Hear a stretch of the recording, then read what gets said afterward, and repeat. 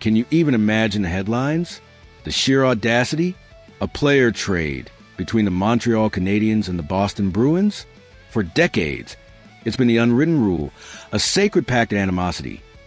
These two original six rivals simply do not exchange players.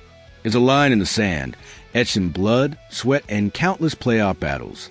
But now, a whisper, a rumor, a proposal has emerged that could shatter that long-standing taboo. Is the hockey world ready for such a seismic shift, or are we just getting our hopes up for a phantom deal? This isn't just about moving pieces on a chessboard. This is about challenging the very fabric of one of hockey's most storied rivalries. We're talking about a potential deal that, if it ever came to fruition, would send shockwaves from the Bell Center all the way to TD Garden. The idea itself feels almost sacrilegious, a transgression against everything we've come to know about these two franchises. We've seen minor exchanges of draft picks, sure, a fleeting moment of transactional civility at the draft table this past offseason. But a player swap? The last time a legitimate player changed hands between these two titans of the Atlantic Division, it was all the way back in 2001. Think about that for a second. That's a generation ago. It speaks volumes about the deep-seated animosity, the fierce competition that makes any direct transaction between them feel like a betrayal of tradition. So, when a proposal surfaces suggesting the Canadiens and Bruins might actually connect on a deal involving significant roster pieces, it's not just news, it's a potential earthquake. Now, let's cut to the chase and talk about what this proposed deal actually entails, and more importantly, why it's even being discussed. The Montreal Canadiens, as every dedicated fan knows, have been desperately searching for a legitimate second-line center. It's been the missing puzzle piece, the gaping hole in our offensive lineup that has plagued us for what feels like an eternity. We've tried different combinations, different experiments, but that consistent, reliable pivot to drive a secondary scoring line has remained elusive. Enter Pavel Zacha. Caleb Kearney of Heavy Sports has put forth a fascinating, albeit provocative, trade pitch that sees the Habs acquiring Zacha from the Boston Bruins. Zacha, a 28-year-old, 6'3", 208-pound forward, was originally drafted 6th overall in the 2015 draft by the New Jersey Devils. He's since found a home in Boston, where he recorded a respectable 47 points in 82 games last season, his third with the Bruins. He fits the mold of a second-line center, size, skill, and a proven ability to produce. He has 2 years remaining on a 4-year, $19 million contract extension. He signed in 2023, making him a relatively stable asset. For the Canadiens, this isn't just an upgrade. It's a potential solution to a long-standing problem, a chance to finally solidify that crucial offensive position and add some much-needed depth down the middle. But as with any significant trade proposal, especially one involving rivals, there's a cost. And this proposed cost is where emotions for Canadiens fans might start to run high. In Kearney's pitch, the Bruins will receive a package of Arbor Shakaj and prospect Oliver Kapanen. Let's talk about Arbor Shakaj, the Sheriff. This undrafted prospect has become a fan favorite, a physical blue liner who embodies the grit and toughness that Montreal fans adore. At 24 years old, 6'4", 240 pounds, Shakaj has already amassed 165 regular season games of experience, recording 6 points and a whopping 118 penalty minutes last season. He's a force to be reckoned with, a player who brings an undeniable edge and physicality to the Canadiens' defensive core.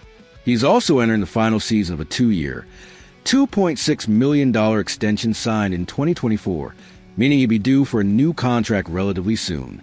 Giving up Shakaj, a player with such a strong connection to the fan base and a unique skill set, would be a tough pill to swallow for many. Then there's Oliver Kapanen, a promising prospect who adds future value to the deal.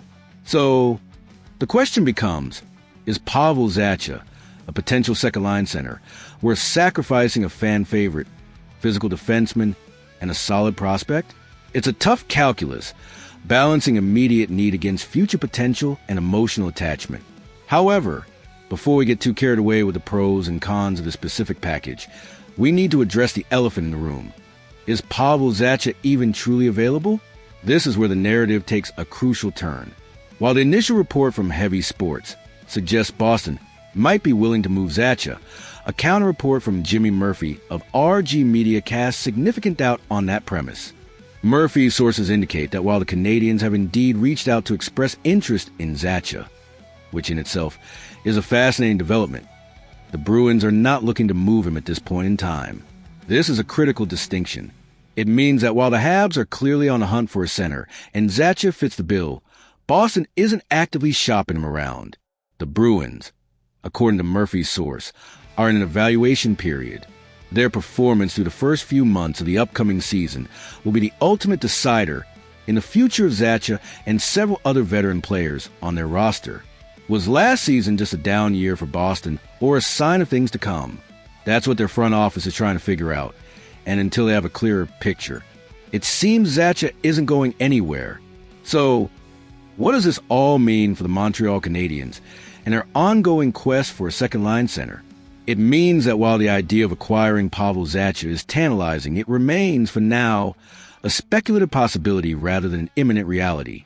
It underscores Kent Hughes' proactive approach, his willingness to explore all avenues, even those that involve breaking decades-old rivalries, to address critical team needs.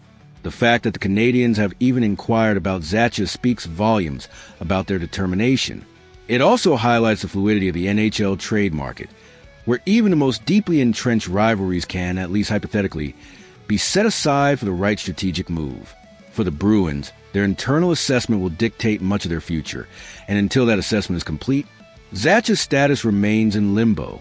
Ultimately, this proposed trade, while currently more fantasy than fact, serves as a powerful reminder of the Canadiens' urgent need for a center and the lengths to which the management is willing to go. It's a dream scenario for some, a nightmare for others, but it's undeniably a conversation starter. The very notion of a Habs-Bruins player trade, even if it's just a whisper in the wind, ignites a fire in the hockey world. It forces us to consider what we value most: tradition, rivalry, or the strategic advantage that could propel our team forward. What do you think, Habs fans? Would you make this trade? Is Pavel Zacha the answer we've been waiting for, even if it means giving up the sheriff and making a deal with the devil? Let me know your thoughts and emotions in the comments below. Hit that like button if you're excited by the possibility of such a bold move. And subscribe so you don't miss our next deep dive into the ever-unfolding drama of the Montreal Canadiens world.